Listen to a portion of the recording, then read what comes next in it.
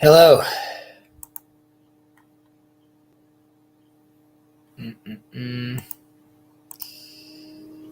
you hear me? Yes. Amazing. Okay, we'll wait another 2 minutes. Just if anyone else in the gang wants to join. If Bill wants to join, if Jonathan wants to join. We will see. I want to make sure no one sent me some sort of message but I think everything should be okay. Okay. And Jonathan is the same. Great. Sandy, I saw you enjoyed the conversation Jacob had with the rabbi. I did. Short conversation, but very nice nonetheless. I'm sorry, I was mumbling. I was just blessing before I was drinking. Maybe next time I'll say it loud. You guys can answer amen. And Antonio, are you with us? I'm assuming that means yes.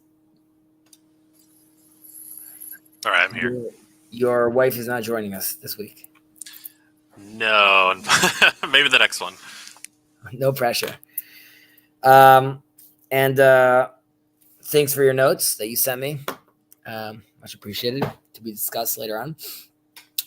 I guess before we get started, also apropos with the subject, I hope that this evening's Torah study should be in the benefit and in the name of all our families that are sick or in trouble, of course, and specifically all the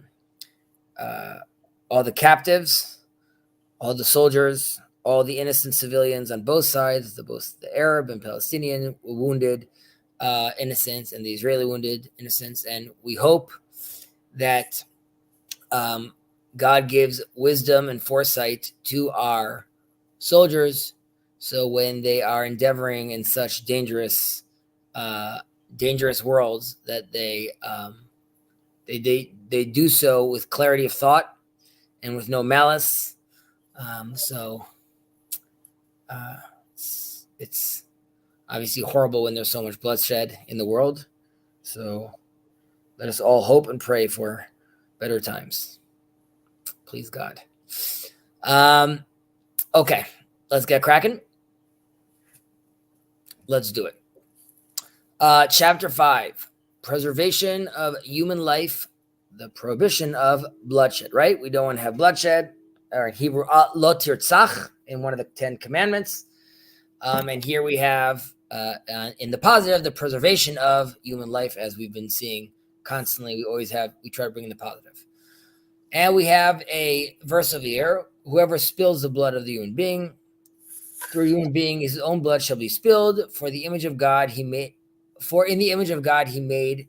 the human being. Right? And then we have another: thou shalt not murder, like we just said in the 10 Commandments, famously enough.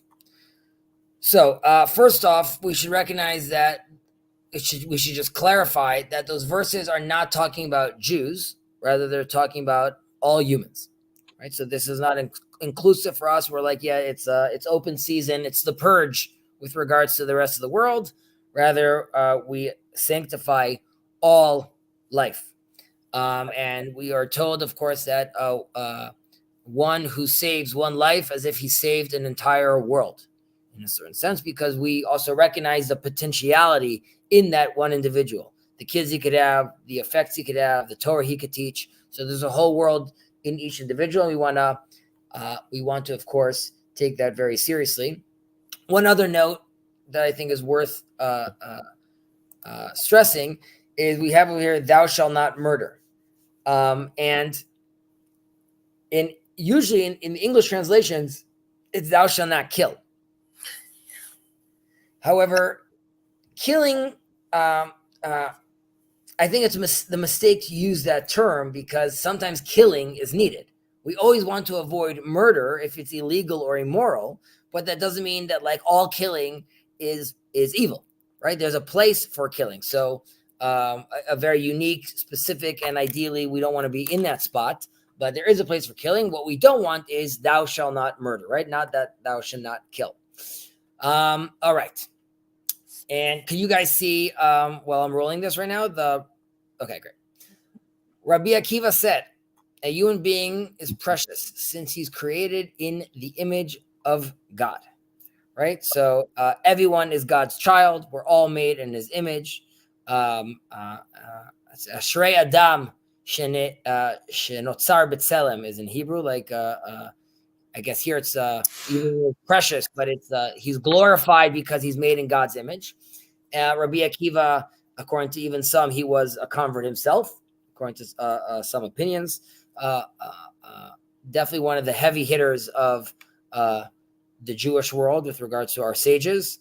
I was talking about it yesterday during Pirkei Avot, how he, as an individual, he really was sort of like the Facebook of its time with regards to Torah, really creating like a whole network, opening up different schools, expanding out. He had famously 12,000 sets of students, as in 24,000 students altogether.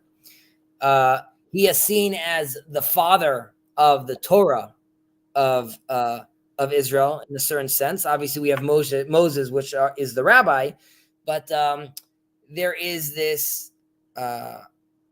There are these similarities between Jacob and Rabbi Akiva.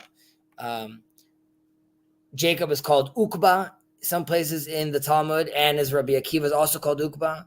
And Jacob marries a woman named Rachel, as we know, and Rabbi Akiva marries a woman named Rachel.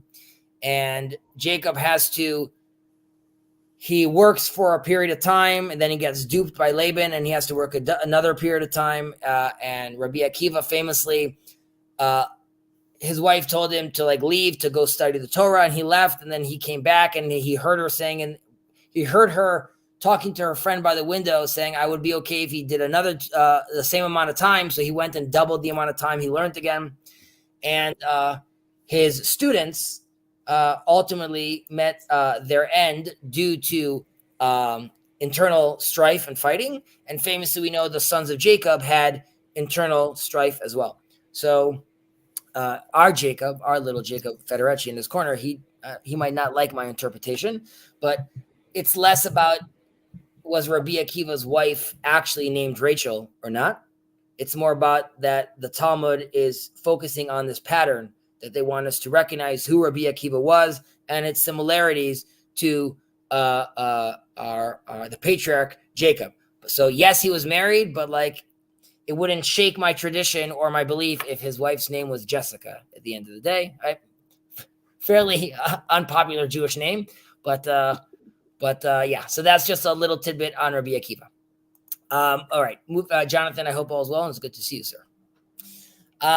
Number 2, Rabbi Akiva said, "And you shall love your fellow as yourself," or famously, as the Christians say, "Love your neighbor as yourself." But it's not neighbor; it's v'ahavta l'reacha, right? So this is really a much closer and intimate relationship than just the neighbor. And this is also saying that we want more from the individual as seeing someone else as, oh, this is a neighbor and someone that lives in proximity to me. We're saying more than that. We're saying you should see them as your fellow, right? Less the fact that whether he's your neighbor or not, more about there's a kinship between you guys. This is a great Torah principle, as he tells us over here. So obviously it's very hard in a certain sense to love your fellow as you love yourself. I might love deep tissue massages, right? And this other guy may hate that, right? So it's much harder it's very hard to know what someone loves ultimately. And we should strive to do the best we can to try to ascertain and understand where this other person is. And we should treat him ultimately the way we want to be treated. And again, the concept of love is very difficult, what that means. So at the very least, the minimum would be to treat him the way you want to be treated. Sometimes that might be considered love. Other times that just may be considered you're being very gracious, you're being very nice. But that is at the minimum what we could be doing. Mm-hmm. just for us to, again, to recognize God is looking to us, has us as partners, right? Together with him. And he's not looking to, we're not looking over here for, as we said many times, it's v'chai bahem. God is not looking for people to be playing around with concept of murder and death. So in general, again, that's like the context. I saw Antonio said that this is going to be a good one. I'm assuming he doesn't mean because like he loves murder, but like Dexter. But it's important just to frame how, like, while we're going to get into details of here, this is not something we want to be focusing on too much. Okay. The life of a human being was given by God, and no one has the authority to nullify it. Therefore, whoever takes someone else's life or his own violates the commandment of the Creator. The punishment of murder is execution by the court. So here again, right? God wants us as a partner. He's not looking us to die. He doesn't want us to kill ourselves, of course, and he doesn't want to kill anyone else. Just specifically to talk about this unfortunate situation of suicide, obviously frowned upon. Generally speaking, what was done in the very far past was if someone committed suicide, he wouldn't be buried with the rest of the community or the people of his family, right? So that's obviously a very big shanda. However, this punishment is really not done anymore. We don't remove people from the cemetery. Some argue saying that in his last second of suicide, he must have changed his mind, right? He must have regretted what he was doing, and that's why there was repentance in that last second. Potentially, obviously, if there's if this is due to some sort of mental instability, or so, then there's obviously it's much easier to understand and bring him back into the fold, because he's not doing this out of his own accord. Rather, he is out of control at this point. But even the person that was sane and was just in a very bad place and decides to do this again, the punishment, not being buried in the cemetery, is more of a deterrent. But we're not actually looking to do that. And to clarify this last sentence over here about that, the punishment of murder is execution by court. So what does that actually mean practically? Because people get murdered all the time, and we don't want to know that the courts are just off with his head for all these people. So there is a famous Gemara that talks about how a deadly court, a deadly Sanhedrin would sentence someone to death once every 70 years. Right? So it was a very, very rare phenomenon to happen. Part of this is also because you need a unanimous verdict from 23 judges when you're dealing with murder. And part of the conditions, for example, would be someone comes and says, I murdered X, I murdered Joe. They would say, well, were you aware that you were murdering him? Yes. Were there 2 witnesses? Yes. Did those witnesses warn you? Yes. Were you aware of them? They go through this whole list of questions. And ultimately, if he answers yes to all of them, the Gemara gives another example where it says, and if he answers yes to everything, he must be insane. And that's why we still don't murder him, because like only a crazy person would say yes to all these things and knowingly put himself in this position. But the point again is that the Sanhedrin would be very, very, very careful with doing such an act. And I mentioned this in the past also, just with regards to the lashes that the Beis Din would do as well, which to us seems quite archaic. Even then, the lashes were never for embarrassment, right? So if someone would start to cry or soil himself or faint during the lashes, then the lashes would stop, because there's no point of, we're not here to embarrass you in front of all these people. It's here to teach a lesson. Number 4, Tony, you want to take this guy? The prohibition of murder applies to an act committed directly, indirectly, or by an agent.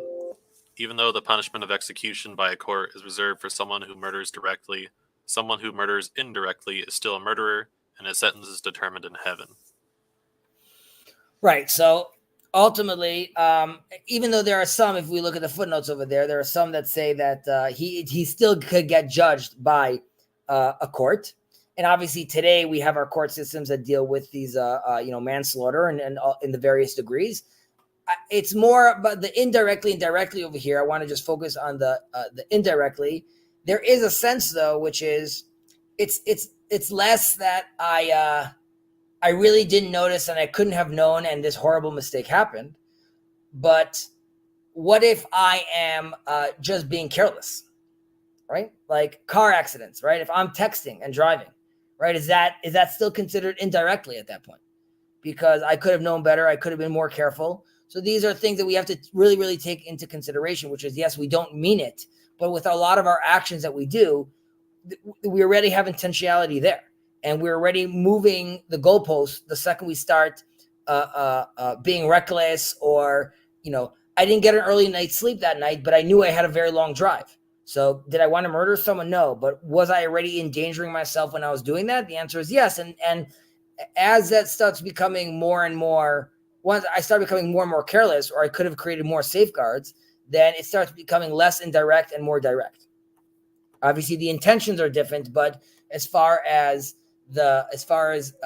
our relationship with God and how He sees us, we have to recognize that those things are also going to be taken into consideration. This death sentence is determined by heaven is called karet, which means you are severed from the lifeline. It's a horrible sentence. Having said that, even with regards to this sentence, there were some that say that this sentence is only relevant once you're 21 years old and over. And then some that said it's not relevant at night, right? Because at night, the evil inclination, it's sort of things are hidden and you feel more of an urge to try to pull deeds like this in the moonlight when you're not being seen necessarily. So there's a sense also where the Torah is trying to be very understanding and meet people where they are in a certain extent. There's a high demand, but there's still a loving and understanding Father as well. Number 5, a national government may exact punishment even for a murder, even for a murder that does not require punishment according to the letter of the law, right? So that is obviously we all live in cities and countries where obviously this happens every day. So this is a concept called dina de malchuta dina, which is in Aramaic. In Hebrew, it would be din de malchut din, and in English, it would be the law of the kingdom, of the monarchy, of the rulership, is the law of the land. Now, of course, we need this because, a king, a government needs to be able to control evil at a certain point, right? We have something crazy happening. We need to be able to stop this right away. The prerequisites, of course, are that we have a moral system, that we have a moral king, right? So all those things would need to be into play for us to be able to accept such a ruling by such a government. An example of this would be, let's say, in Israel, the death sentence of Eichmann, the Nazi, right? So that's the only death sentence that Israel ever carried out, and his ashes were then scattered outside in international waters, so it wouldn't even be in Israel. There is talk in Israel right now, since October 7th, to try to bring back some of these, to reinstate a death sentence again to some of these terrorists, which I'm sure would be a very, again, it's more, I think, it's very dramatic, obviously, to see something like that. But, and obviously in the States, you guys have the death penalty as well in some of your states. But the point is that this is still, so halacha recognizes the need of governments, again, to be able to be flexible and deal with these issues in their society. And that's why they allow them some sort of wiggle room with regards to making these kind of sentences, right? But again, we need to have law and order, but it needs to be through a moral prism. Number 6, included in the prohibition of murder is an abortion of a fetus and mercy killing, euthanasia. Like, I don't know if like you guys, as a child, when I heard euthanasia, I also just thought it was youth in Asia. I didn't understand what the big deal was. But okay, so abortion, heavy topic. We don't have to get too deep into it right now, but there are various opinions in classic Jewish form. Most, I would say, don't categorize it as murder, depending when this is happening. Right? There's Judaism has its own. It has like its first 40 days. They have their own when the nerves start growing, when they decide that it's actually considered life. But regardless, this is something that you want to be asking your doctor about, because he's a doctor, speaking to your rabbi as well. And then together, you, your doctor, and your rabbi see in this specific position what we're talking about. And there are things called din rodef, which means if the baby is going to harm the mother, if the baby is going to have an extremely difficult life. And even in there's different gradations of how we decide that. But generally speaking, this is something that is possible. With regards to euthanasia, so also, I wonder what they say over here, number 39, because I was going to say that it's only in extreme cases, but it would be interesting, over here in note 39, they tell us, Mishnah Torah, Rotzach, okay, he just gives us a general footnote over here and doesn't give us any clarification about it, but it is almost never allowed. I would say famously, there is the story of the mass suicide in Masada. Masada is a stronghold built by Herod. He also built Herodian. It's these mountains with like a very flat top. And during one of the revolts against the Romans, there are Jews that went up there and to seek refuge. And they were there for a while, and they really gave the Romans a run for their money. At some point, the Romans managed to build this ramp, sort of, and to breach the walls. And at that point, it was decided with all the members that were still left over there to have a mass suicide instead of being caught and tortured or forced to convert. The Torah or the sages never came out saying like, and this is the ideal, this is awesome. However, we did understand that in some senses, maybe it makes sense to, in some cases, in extreme cases like this, again, this is not something that's pushed or recommended, but there was a sense where this wasn't called out necessarily. Rather, this was just seen as a very dark time in our history. Questions, comments, thoughts? Okay. 7. There are cases where abortion of a fetus is permitted, especially during the first 40 days. Okay, there you go, 40 days of pregnancy. And or if the life of the mother is in danger or such issue arise, a rabbi who's familiar with them should be consulted. Okay, so this is sort of doubling up on what we said. Let's take a look, though, at footnote 141 and 142. So 141 tells over here, okay, so, or a Noahide sage trained to make determinations in this matter.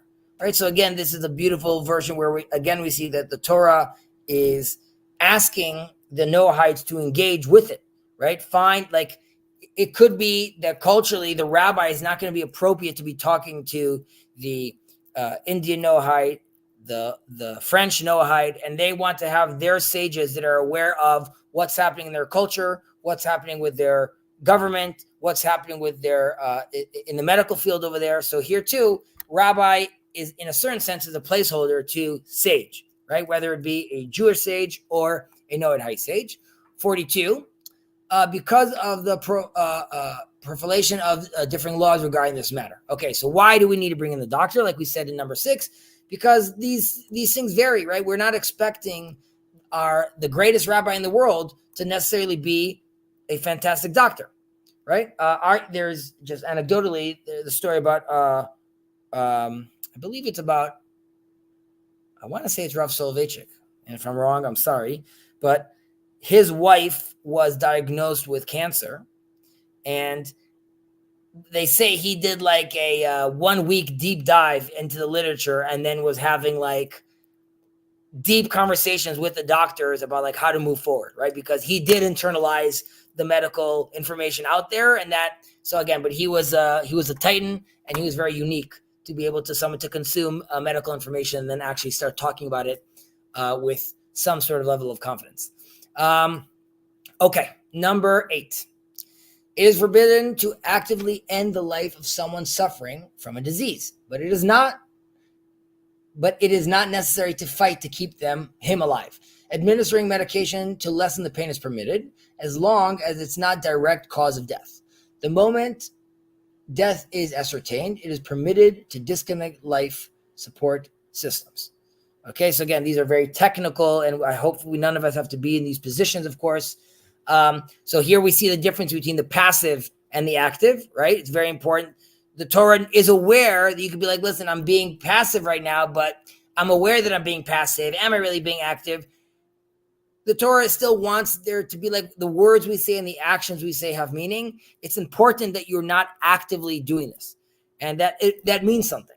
And also what we see over here is the pain management is up to a point, right? So I could give him more and more,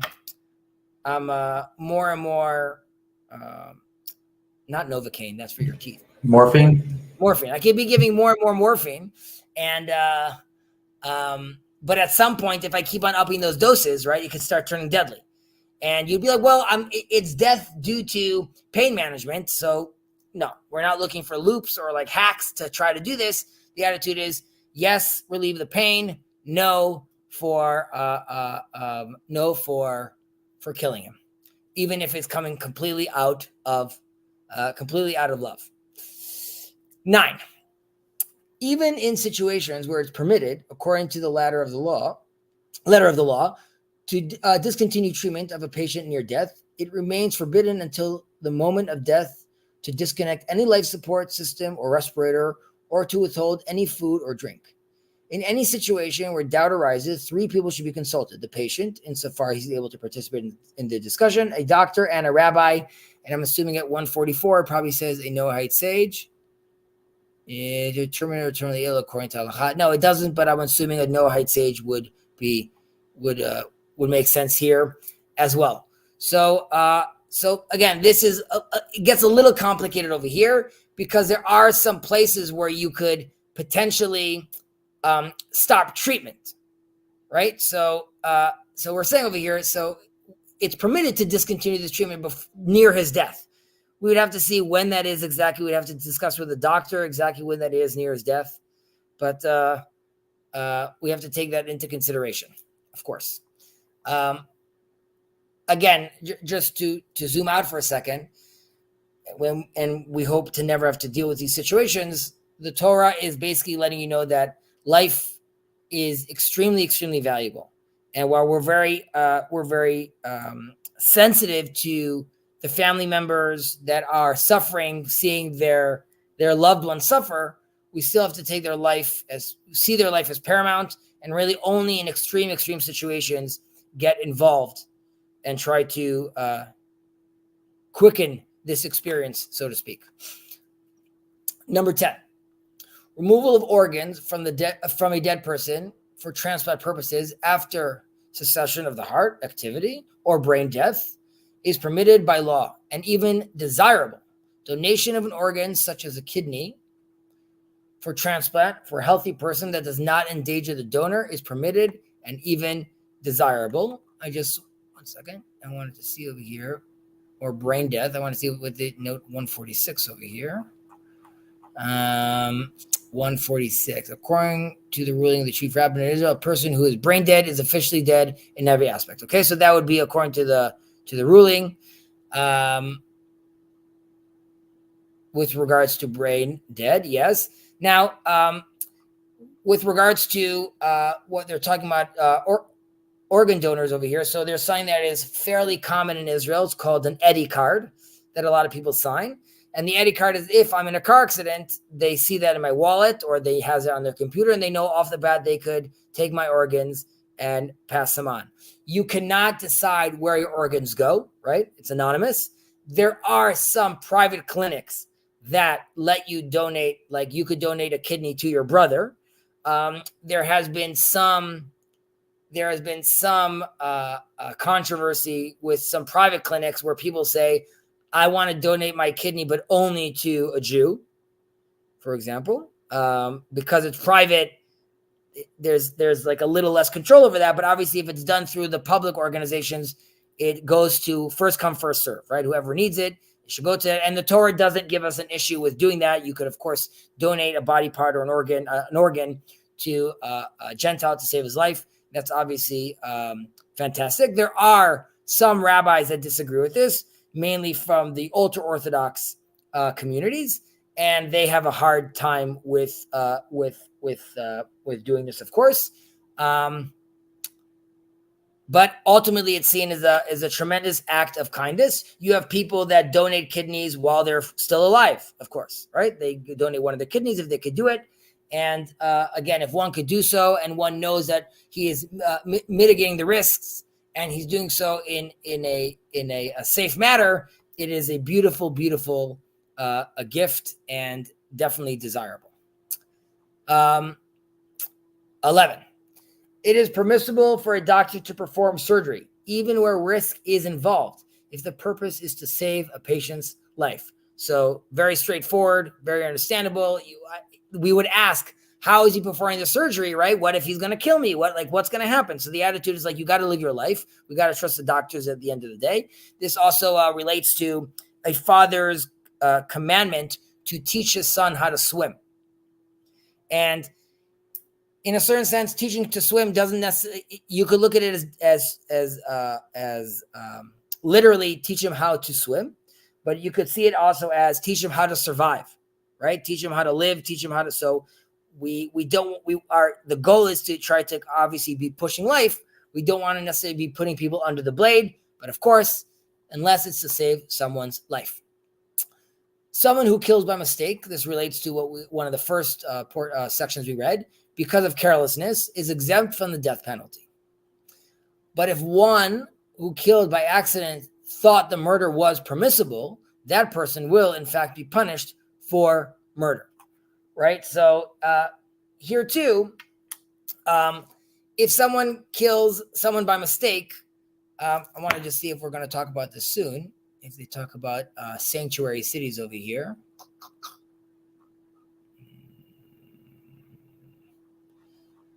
How do they not mention that over here?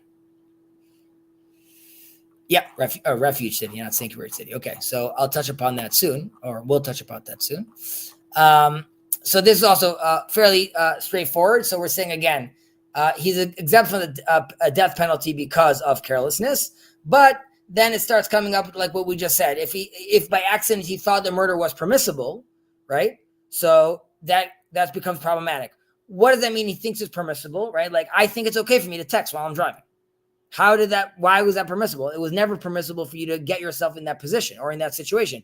I thought it was permissible for me to drive without seatbelts on with, my kids sitting in the front. So it's more than you're just being, it's more than you're being careless. It's at that point, you're thinking the actions you're doing are permissible. And then again, you're sort of in gray water leaning towards murder at that point. Okay. It is, we'll touch again about what are the ramifications also of murder that happens specifically just by mistake. And I wasn't doing anything wrong, but we'll get to that shortly. It is permissible to participate in war as a soldier of the state, right? So this is obviously, we're dealing with this right now, of course. And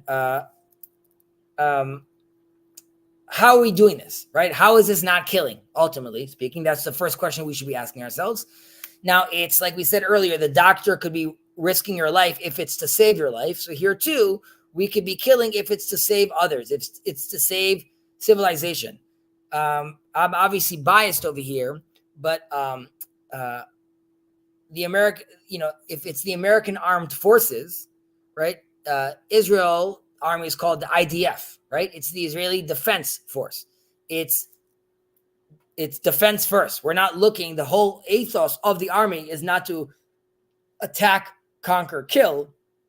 Rather, it's protect, preserve. And if that means I needed to kill someone, so be it. But it's because I'm coming from a defensive position, because I'm trying to preserve life as well. We want to avoid war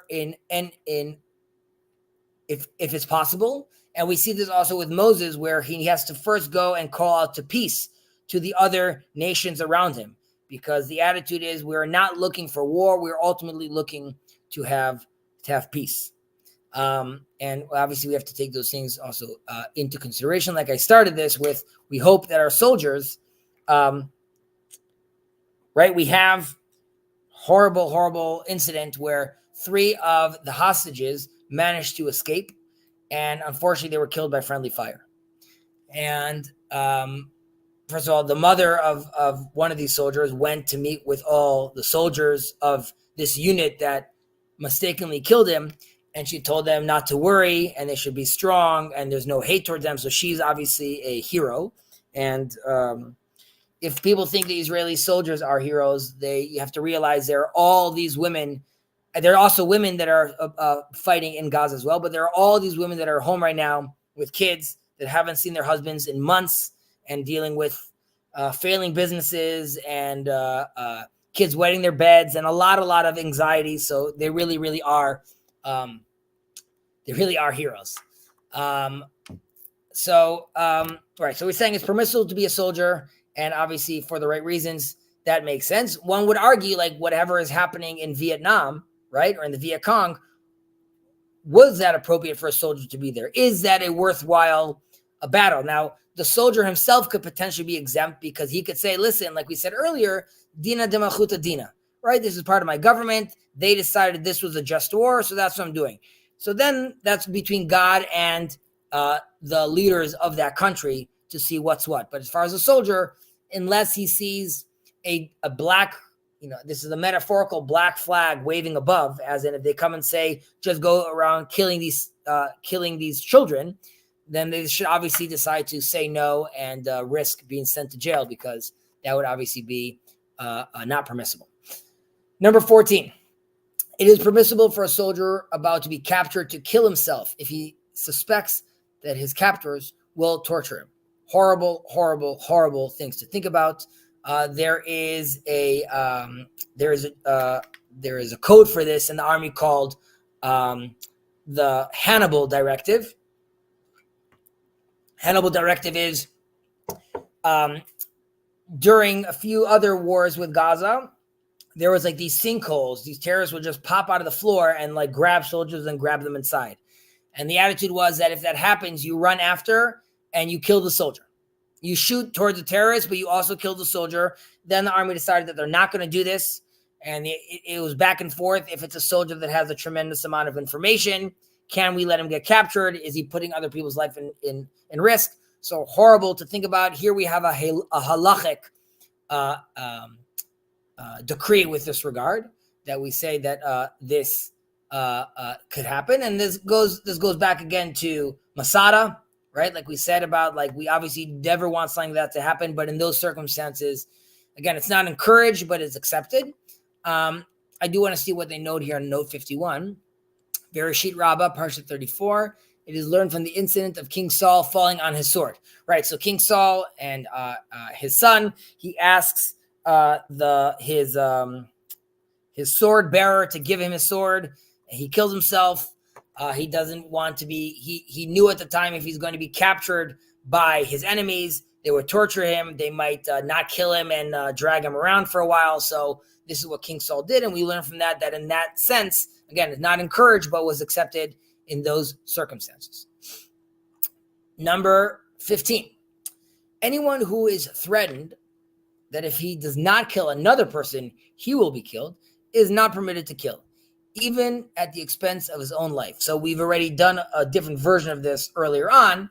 All right, we have the 3 cardinal sins that the Jews have.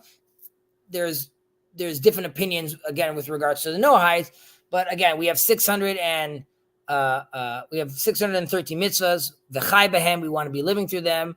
Our blood is not better than anyone else's blood, right? It's not more red. Our soul is not better than the other person's soul, and that's why it's just not permitted to ever do this. And the reason they talk about like the color of the blood also is like, you might think, listen, this guy, he was like a great rabbi, right? So like maybe his blood is more red than mine, right? Or this woman, it's Mother Teresa over here, like she's fantastic. So the attitude is no, that's for God to decide. And between both of you, you can't, through the blood, you're not going to be able to know who did something better or worse. And that's why you should assume that you are just as great. And that's why you can't be just killing people willy-nilly for that purpose. 16. It is permissible for a Noahide to engage in idolatry or illicit sexual relations if he is forced to do so. He does not need to give up his life rather than comply, right? So these are the two other cardinal sins that's for Noahides. Seemingly, they're permissible.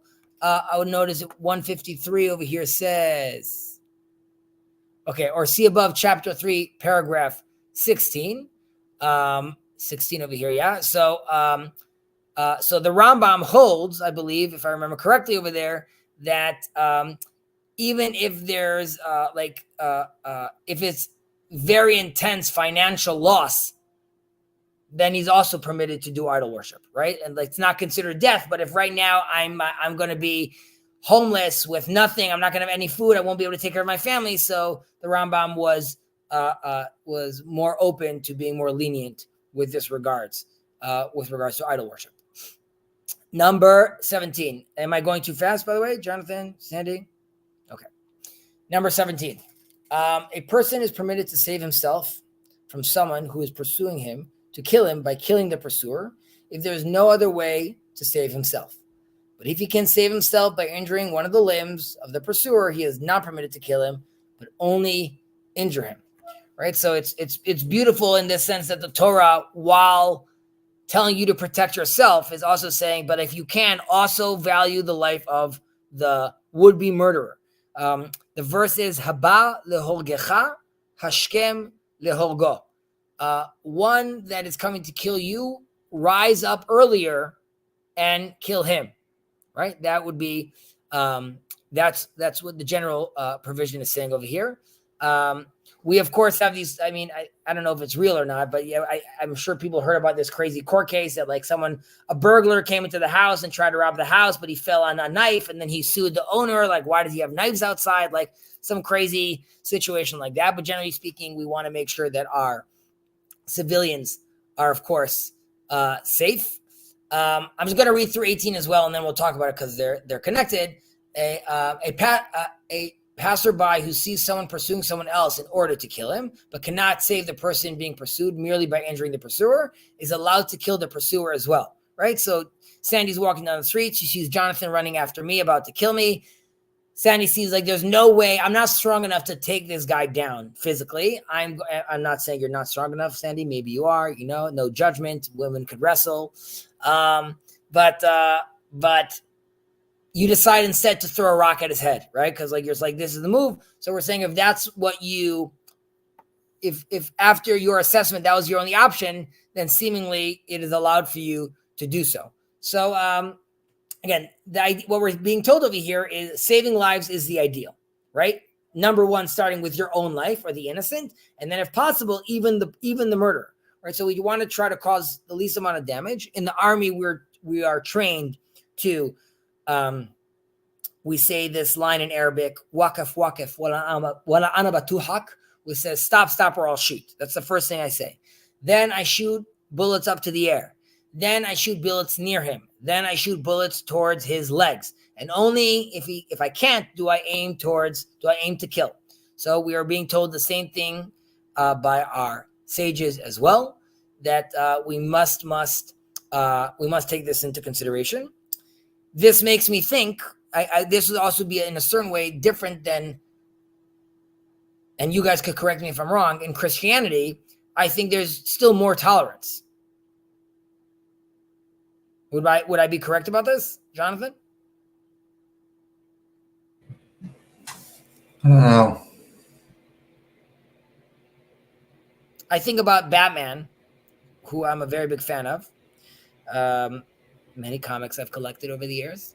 And however, Batman has his rules, right? That he's never going to kill, right? Yeah. And it creates like a lot of drama, right? It creates drama between Robin and Batman. This Robin comes back to life and it says, but like, I didn't tell you to kill everyone, just kill the Joker, right? He's crazy. He's insane. He killed me. He took me from you. Why won't you kill the Joker? Batman says, like, if I do that, I'm just like them. And if I do that, like, I'll never be able to go back. So Judaism doesn't look at that that way. They'll look at it being like, no, Batman, you should kill the Joker, right? He's killed thousands of people after that, and every time you don't kill him, you're not doing anyone any favors, and you don't turn into the monster if you're saving lives. So while I love Batman, I think that is like a very Christian mindset where it's like it's constantly showing the other cheek. Turning the other cheek, yeah. I don't know that there's a hard and fast rule, but I think that probably most of Christianity I've been exposed to would be more pacifist than this. Right. So less so. We have a more violent Batman. This Batman kills. Number 19. If two people are walking in the desert and one person has enough water to save himself alone, he is not obligated to give any water to the other person since his life takes precedence over that of another person. Right? So we have conflicting values over here. Now, we already spoke about this in a certain sense. We were talking about the kidneys, right? If I could donate my kidney, how am I not putting myself at risk, right? If I see someone drowning, can I jump in and save him? Or am I maybe there's a strong current, right? Maybe, again, I'm putting myself in risk. So, and it makes sense that my soul obviously takes priority, but then there's a game. If it's little to no risk, right, then I could give him some of my water because I'm not risking my life. If there's moderate risk, then it's up to me. I'm not required to give him my water, but I'm allowed to give him my water if I want to. If it's high risk, I can't. I did mention how the blood not being more red in different cases. However, in this case specifically, if it's my choice, the other version was like either I kill the other person or they're gonna kill me. I'm not gonna kill this other person. But if I could decide for myself to see if this person is a great man, and I know it's not for certain that I'm going to die, I could decide to preference him in this case and say, you know what, there's some amount of risk, but there's also an upside over here if you survive. So in this case, there might be some leniency with allowing this person to do it. This, of course, to me, reminds me of, I don't know what country this happened in, but that famous soccer team that crashed their plane and then they had to eat each other. I know some died and the other ones ate them, right? So we should never be tested. But I guess obviously in that case, of course, you're not allowed to eat a human body and you can't kill a person, but to save one's life, in that case, seemingly would be permitted. Number 20, Jonathan, do you mind taking this? The Rambam wrote, even though there are sins that are worse than shedding blood, none of them destroy civilization like shedding blood. Neither idol worship nor, needless to say, illicit relations are as bad as shedding blood. Idolatry and illicit relations are sins committed between a human being and God, whereas shedding of blood is a sin between one human being and another. And anyone who commits this sin is completely wicked, and no divine commandment or good deed he fulfilled can make up for this sin or save him from strict judgment. So first of all, I know that's what it says over here, but from our short interaction so far, I'm sure you guys recognize that there's no such thing as no repentance. There's always a way back to God. As God says, as we read on the Day of Atonement on Yom Kippur, Ad Yom Moto Achake Lo, till the day of his death, I will be waiting for him to repent. So God is always waiting. Of course, it comes at a very high cost to do repentance or tshuva. I wonder what it says in 157 over here, Mishnah Torah, Rotzech, right? So again, using very harsh words, that doesn't mean that he can't find repentance. I would just stress over here that we spoke, I believe we spoke about either last class or 2 classes ago about this split inside the 10 commandments, which are 5 are between man and God, and 5 are between man and his fellow man.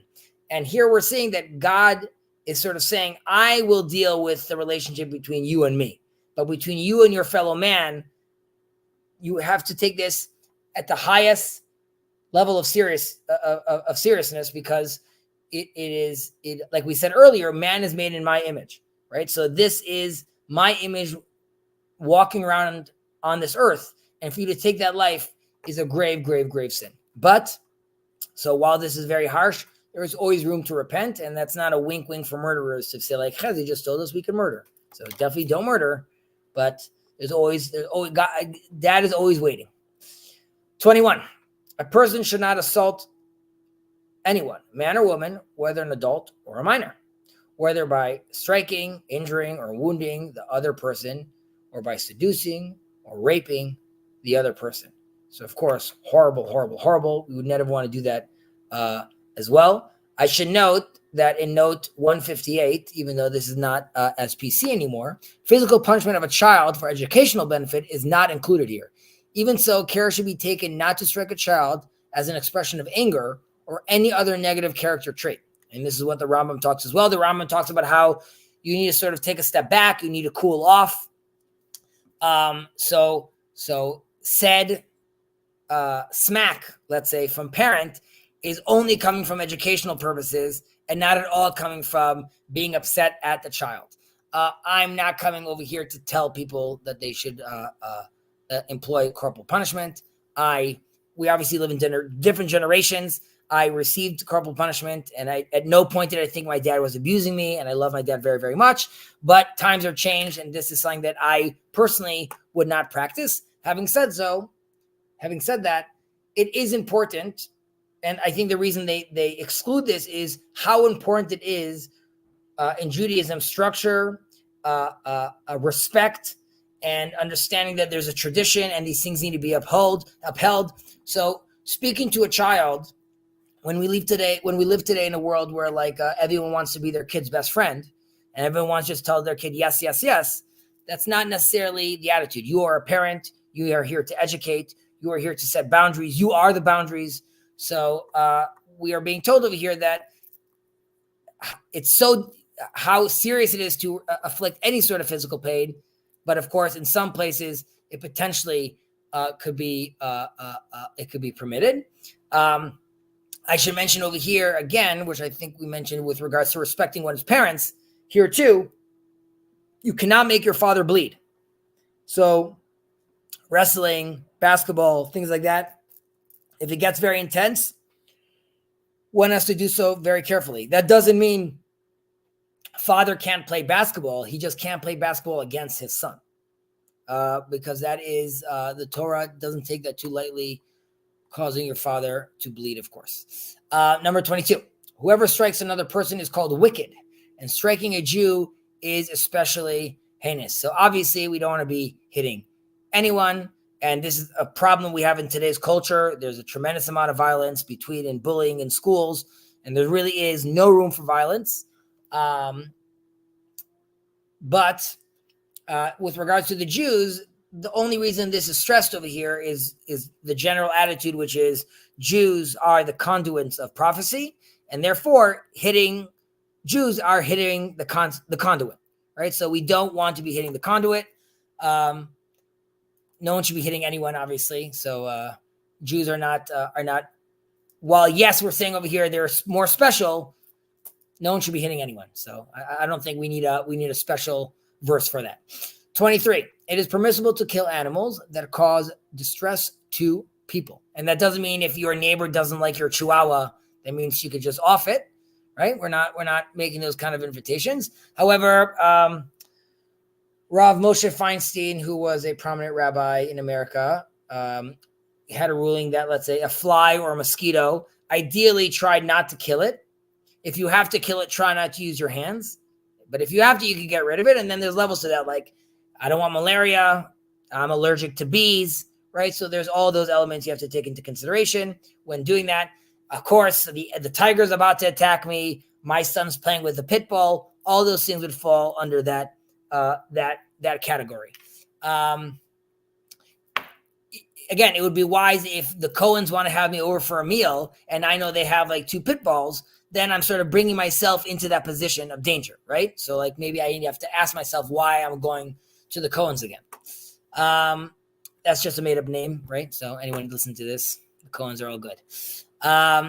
24, it is forbidden to cause suffering to animals where there is no benefit to human beings, right? So here too, very gray. What is the benefit of human beings? I want my new slushy. So does that mean I just get to kill animals? No, it doesn't. It just means we need to be sensible, obviously, with these things, whether we see this in number 25. So before I get to number 25, in number 24, again, if they're benefit for human beings. So really it comes over to here about like medical trials, right? So if I'm doing any medical trials on bunnies or whatever, dolphins, so I could better figure out how to cure cancer. So yes, it's permitted. As technology advances, right now they've been using AI on dolphins, and they now find out that dolphins all have unique names and all speak different languages. So it may get more problematic if we end up finding that these animals are communicating at a much more intricate and deep level. But they'll bring other excitement to our life as well. So we'll see where that takes us. 25. It is permissible to kill animals for human benefits, such as food, clothing, or medical research, as long as unnecessary animal suffering is avoided. So you have to ask yourself about what's unnecessary. I don't have to eat burgers, right? My kids had McDonald's today. Like, was it necessary? I don't know. Rabbi Cook talks about how eventually we all move into becoming vegetarians eventually. This goes along with the fact that Maimonides says that there will no longer be temple sacrifices in the third temple. Not everyone agrees with this. But you could see in a certain sense how, and we see even in the culture, vegans and vegetarians, while they annoy us all, we realize that in the culture, more and more people are taking on this sense of morality, right? They don't want to just be killing animals. They don't want to just be doing like this mass production of animals. Well, so I think that movement in the whole is positive. The former chief rabbi of Israel came out last year saying that engineered meat is not considered. We have in our dietary restrictions, we have meat and we have milk, and we can't mix them together. But he says that engineered meat wouldn't be considered meat necessarily, so you would be able to mix them together. There's a whole nother level of problems over there, which is called marit ayin, which means if someone sees it and it looks like a steak, he might think you're eating a steak, and that's another issue. But before getting into that, my point is that technology might allow us to move to becoming vegetarians while still enjoying the taste of carpaccio as we move forward. So that would be like the best of both worlds. I will also just mention with regards to sacrifice of animals. So there is the famous story of Elijah on the mountain of Carmel, and when he is battling the false prophets. And he says, ultimately, we'll decide who is the true prophet. You bring your sacrifice, I'll bring my sacrifice, and we'll see what's what. He also pours water on his altar to show how it's right. So when he brings his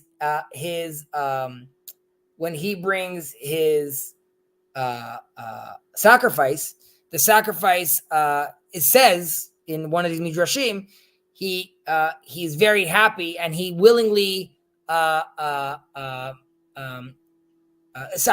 Elijah sacrifices him, and the sacrifice is successful. And then the sacrifice of the false prophets complains to Elijah and says, it's not fair. Like, I am being used right now as a pawn for them, and that's not what I want. And Elijah tells him, don't worry, because even with your unsuccessful performance over here, you are still glorifying God, because they're still going to see the truth through your fail. And then the Midrash says that the sacrifice raised his neck and was like allowed himself to be killed. And the sense is that animals, if there's proper unification between man and human, there's a certain sense. And Joe Rogan talks about how, or the Indians, the Native Americans talk about how when they were hunting, it's like a very spiritual experience with them and the animal. So in a certain sense, if it's all happening through the circle of life, and the animal is wants to give himself up for like a higher cause, then that's sort of more desirable. And that's sort of the level of interaction we want to be having with sacrifices, which is not like I go into the store and take out like 100 cattle that I'm going to kill right now. It's more that I find the specific cattle that I also use to plow my field, and we use his milk. And now at the end of his cycle, he is now realizing that he's benefiting me in this way as well. So it's a more wholesome story, but some people could disagree with that as well, and I totally understand that. All right, 26. Moving on to proper conduct. As we always say, there are things that are commandments for the Noahides, and there are things that are proper conduct. Billy Ray, are you doing well? I'm sorry I didn't say hi yet. Oh, yes, sir. How you doing? Good. Praise the Lord. Sir. Thank you. And we're very glad to have you here too, sir. Sorry I was so late, sir. It's not your fault at all. And this time we went a little, actually we went late. So yes, you are pretty late, but again, no harm, no foul. And we'll continue next time. Okay. Right. Proper conduct. 26. There are those who prohibit Noahides from castrating males, whether human or animal.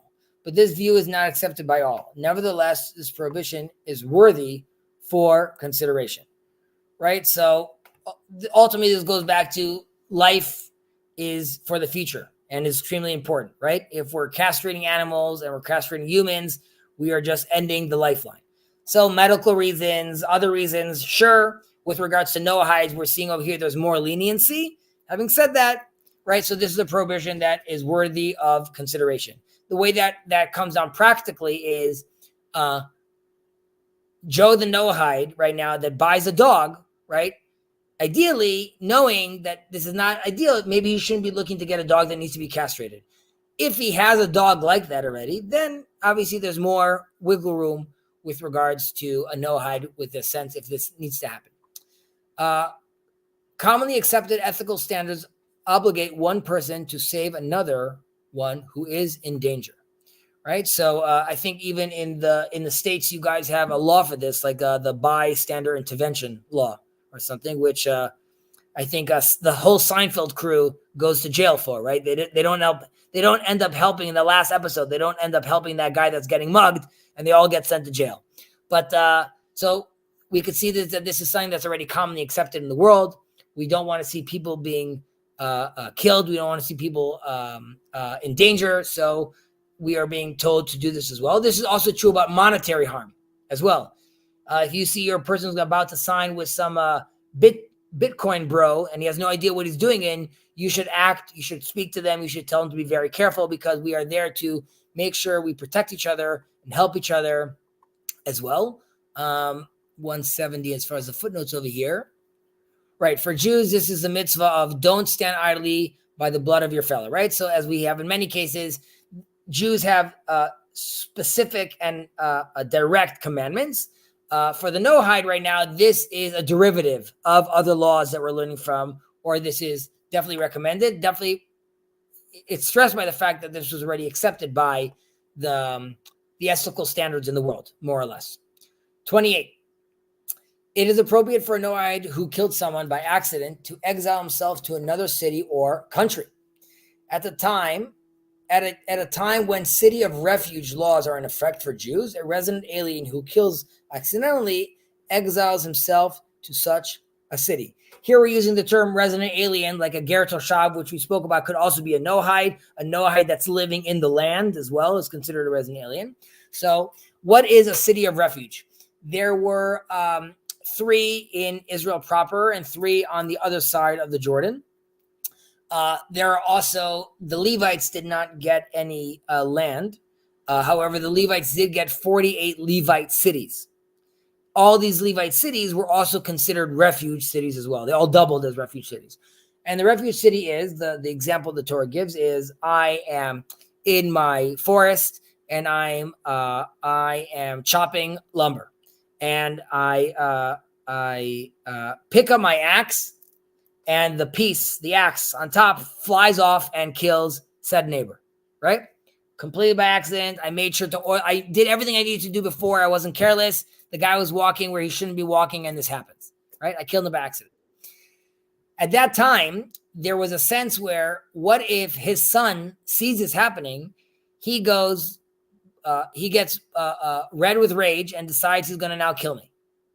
The Torah, in a certain aspect, is recognizing that natural interaction might happen, and there's only so much blame we could put on the son in this case, because he just saw his father get murdered or killed in front of him. So there's all this rage.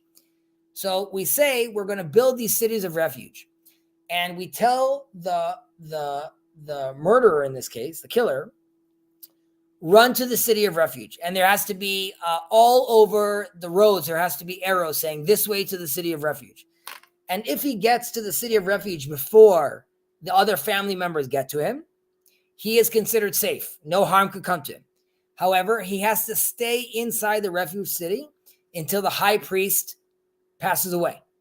The Torah talks about how the wife of the high priest would go around giving the people of the refuge city treats and food, because she would want to distract them from praying for the death of her husband, right? Because ultimately they need her to die, and that's what they would do. Another reason also why they need to be in this refuge city is we are being sensitive to the mourners, because you know what? They get it that Mr. Cohen didn't really mean it. We get that. But at those times, there's 100 of us in the neighborhood, right? Everyone knows everyone. I can't see Mr. Cohen every day after he just killed my wife. I don't want to see him all the time, or he killed whatever it is. And it's too hard for the family to see this guy, this so-called murderer, walking free right now. So the Torah is also being sensitive to them as well. There needs to be this place of separation. We need to know that there's a space where they could mourn properly. It's also demanding from the murderer to step up his game. You're going to moving to a new city where everyone's going to be looking at you now, right? So you better be on your best behavior. This means you have to be your best version of yourself as well. And in a certain sense, it is like a little exile, which is like a shakeup to yourself, to your mindset. So you need to confront this issue. Someone was murdered. Yes, you didn't do it purposely. Yes, you're not a bad person, but on your watch, life was taken. So for many reasons, this exile might be beneficial for you, for yourself internally, for the community.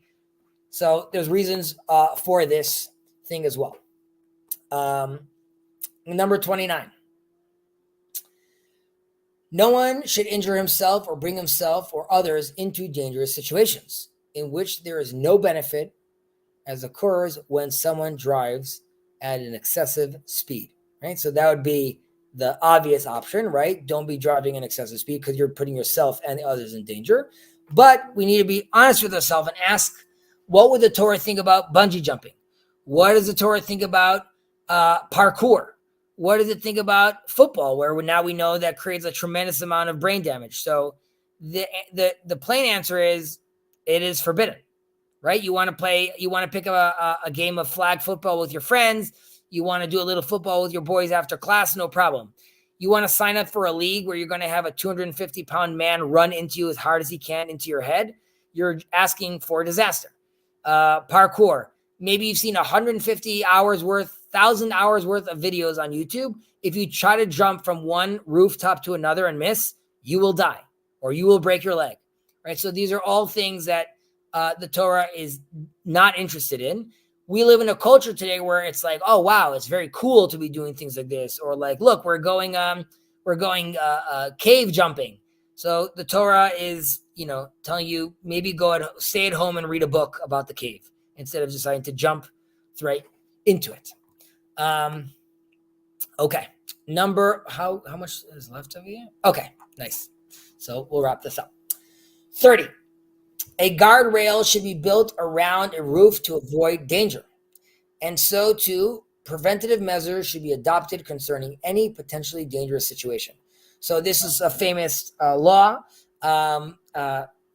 This is also, and there's nothing we need to be ashamed of, this is the Code of Hammurabi talks about this as well, about needing to have this guardrail around your roof. So you'll see in many roofs in Israel, They're always like a rail on top. I'm sure this is true also in the States due to code, but obviously from a religious perspective as well, we also need to have this as well. Someone might go on your roof, not me. Someone kicks a ball, the ball falls on my roof. He goes into my building. He climbs up to the top floor, opens up the roof, goes on top, and then there's no banister over there. He falls.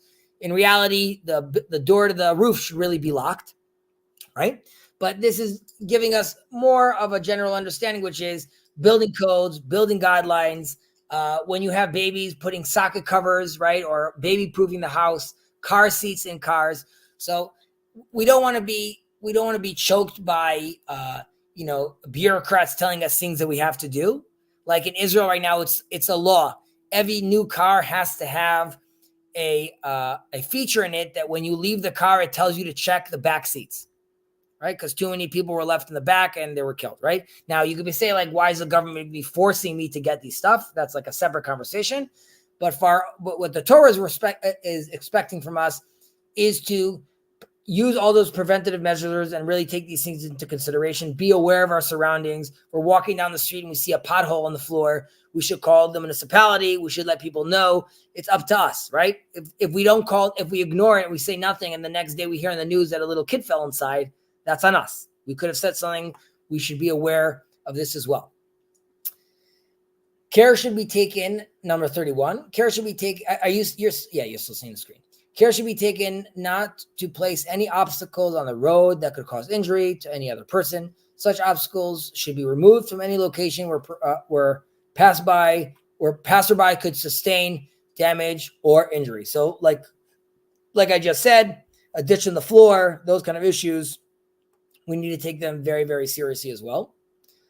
32, according to commonly accepted ethical standards, this is the second time we're seeing this, or maybe the third time we're seeing this, which the rabbis over here are bringing in what already is the moral norm and attaching it into Torah requirements as well. Ethical standards: the prohibition of murder includes any behavior that diminishes the life of another, such as public embarrassment, insult, or even unfair competition in business. Okay, so also very, very interesting. So murder, we just expanded murder more over here. In Hebrew, it's called halbanat panim, making someone's face go white. In a certain sense, it's almost as murder, and the sense is his face went white because he was so embarrassed, all the blood left him. And that's why his face went white. But and we can see this today, obviously, with canceling people in the cancel culture, what we do to people's reputations, what we do to their livelihood. This is akin to murder in some cases. And the Torah comes out against this in a very harsh manner. And, talk isn't cheap, like we just said. You need to be very careful with the blessings you say and the oaths you make. And even in burying someone is something that is very, very, very bad. And we should be very, very careful. And to recognize that this is, I talk to my children and I say, don't bully, right? But it's more than don't bully or don't talk about someone because that's not nice. Don't do that because look what this is. This is someone's life. There's someone's soul over here. We're affecting him. We could be creating a tremendous amount of trauma for this person. So we need to take it extremely seriously. No one should say anything about unfair competition in business. Just as an example that the Torah uses is, I have a pharmacy and now Billy opens up a new pharmacy right next to mine. Right? So the Torah says you can't do that. You are affecting their livelihood. You are moving business away from them. That's just not moral to act in that sense. And that kind of competition is, in a certain sense, that is a monetary murder at that point. Number 33. No one should say anything bad about another person, even if it is true. And even more so, should not tell lies about that person. I'm going to continue with 34 because it could seem a little confusing. It is permissible to publicize the bad deeds of an evil person in order that this person will not continue to cause damage to others in order to set him straight. And so too, when there is a need to check someone's suitability for a certain position, it is permissible to ask about his history and circumstances. So if Billy Ray is reading just number 33, he's like, what are you talking about? I have a foster home. I bring people in. I got to know who's coming in over here. So 34 kicks in and we say, of course, You got to know if this guy's a rapist. You got to know if this guy's on like that register you guys have of sex offenders. So of course we need to take those things into consideration. We don't want them to create doing any bad or damaging anyone. However, when it comes to let's say dating right now, yes, I don't want to say it with a sociopath, but I hear that Cheryl wants to set a bill right now with Claire. And I've had bad experiences with Claire. Slow your roll. Okay, maybe Claire's changed. Maybe that was just you. Don't go out now bad-mouthing Claire because you just had that bad experience with her. And definitely, obviously, don't be telling lies about that person, obviously. But again, it's how important defamation is, how important is making sure that you are protecting someone's name, because in a name, that carries a lot of weight, both psychologically, monetarily, socially. So we have to be very, very, very careful with that. And again, this is just stressing how talk is not cheap. All right. At the end. 35. A person should not hate another person secretly in his heart without revealing to that person what, in fact, his feelings towards him. It is best, of course, that he should not hate him at all. So beautiful over here, but the Torah is recognizing you might hate him. We have a beautiful example of this with the Joseph and his brothers, right? And they told him that we don't like him. And Rashi, the commentary, famously says that was sort of a credit to them, that they wore their hearts on their sleeves. What they said is what they meant. And because of that, because at the very least there was dialogue, and that's what number 35 is saying over here. Hate is bad. We get that. But what's worse is no dialogue, because then is just destruction, right? And I spoke about this in, I think 2 weeks ago in the little weekly portion video I sent, where we could see with Adam and Eve, we have our first sin because there's bad communication between Adam and Eve. Then we see there's some sort of communication with Cain and Abel. They're calling each other brother, but it ends with death. And it goes on and on and on. But when it gets to Jacob and Joseph and his brothers, yes, they hated him, but they managed to move from hate all the way to love. And we even see that stress in the verses, because they say, now that our father Jacob is dead, maybe our brother Joseph only was protecting us and loving us because he wanted to appease our father. But now that our father Jacob is dead, he's going to come and get us. And Joseph goes to them and says, fear not. I love you guys. I'm not mad at you guys. It's all good. And the reason that was possible is because they never stopped talking. Even when they were hateful for each other, there was that communication. So here we say it's very, very important to not keep these things on your heart. They weigh heavy on us. I told this recently to my son about lying, how it weighs heavy on our heart, right? We don't want to be having this with us. 36. 36. Well, before I jump to 36, I'd also mention that on the Pirkei Avot class I gave, we also mentioned how God, when the Israelites passed the Red Sea, and then the Egyptians go through, the waters cover them over, and they find their demise. And the Midrash says that the angels were singing, were praising, and God gets very mad at them. He says, my creations are floating in the water dead, and you are rejoicing. Now, we argue that the Israelites, it was okay because they were directly involved with this. So like that was like a human reaction that they had. But for the angels that should know better, he says, why would you be happy when my creations are being killed? Right? So we're not trying to sow hate. We're not trying to send hate out there either, even for our enemies. We're ultimately trying to, yes, we want them to fail, but we're not hateful of them. 36, what is hateful to you? Do not do to anyone else. So this is a famous line that Hillel said. Yes, 184. Am I making that up? 184. Yeah, no, it doesn't say it over there, but I'm sure it's Hillel. So in a certain sense, this goes back to what we said earlier about like love thy fellow as you love yourself. However, we mentioned that was a little more difficult. Knowing what the other one loves is harder than knowing what the other one hates. It's more common that we share common things that we hate with regards to things we don't want being done to us. So at the very least, put yourself in that person's shoes.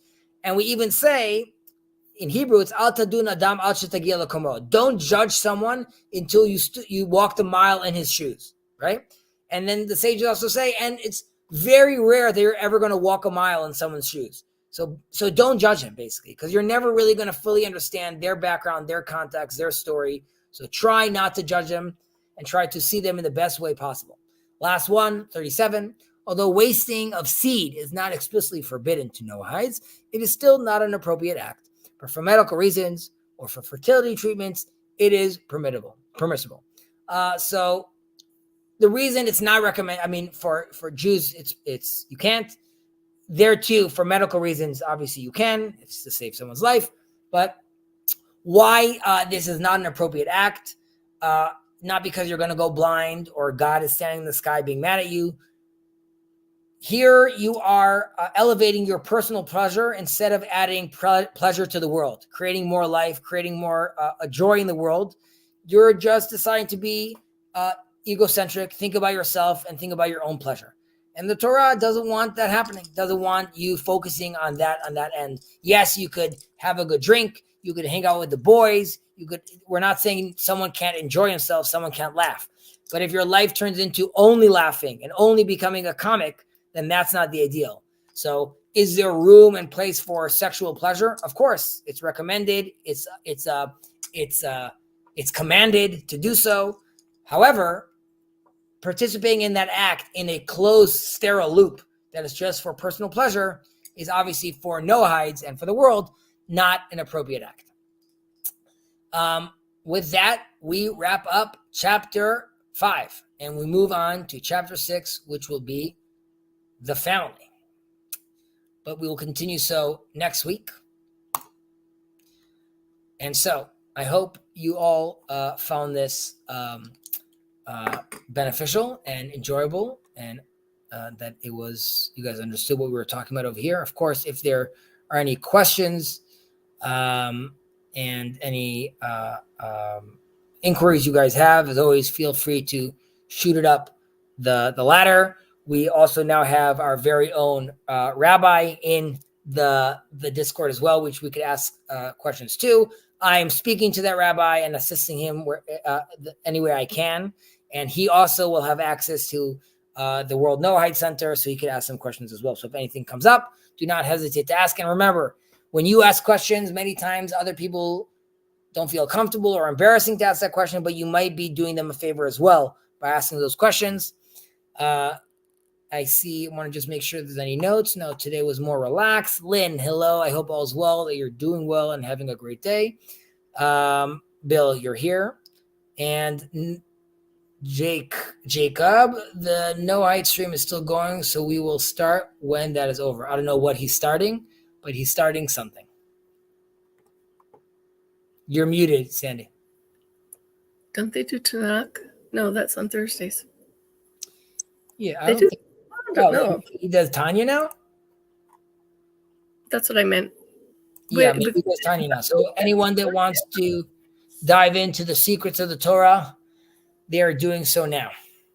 Bill, all okay? Yes, sir. I got some questions, but I'll send them in the Discord. And so please do. And I really appreciate your conversation you were having with Jason about raising children, helping children. So that was very, very nice. With that, I bid you adieu, and I will see you guys next week.